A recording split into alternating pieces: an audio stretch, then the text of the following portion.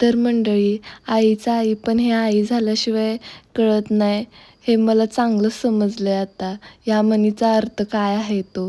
कारण ज्यांनी मला अश्रूंची किंमत मी गर्भावस्थेत असताना नाही समजली, ती माणसं आयुष्यभर माझ्या भावना काय समजणार आहेत. आणि हीच लोकं जी मला अशा अडचण अवस्थेत त्रास देऊन नंतर जेव्हा माझं बाळ बोलायला लागलं, बाळ हसायला लागलं, तेव्हा त्यांना त्या बाळाची आठवण आली.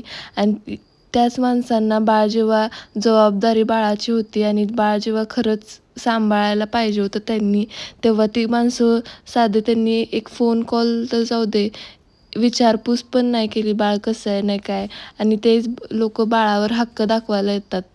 आणि खरं बघितलं तर ना, त्या बाळावर फक्त एक आईचाच हक्क असू शकतो, म्हणजेच तिची आजी. आईची आईच ही निस्वार्थपणे बाळाला सांभाळू शकते. दुसरी फक्त नावं ठेवायलाच असतात. असं कर, तसं कर, फुकटचे सल्ले देतात आणि गरोदर बाईच्या अवतीभोवतीचं वातावरण डिस्टर्ब करून त्यांना पोस्टपार्टम डिप्रेशनमध्ये यायला भाग पडतात. पण मला चांगलंच कळालंय, माझ्या बाळाला माझी गरज आहे.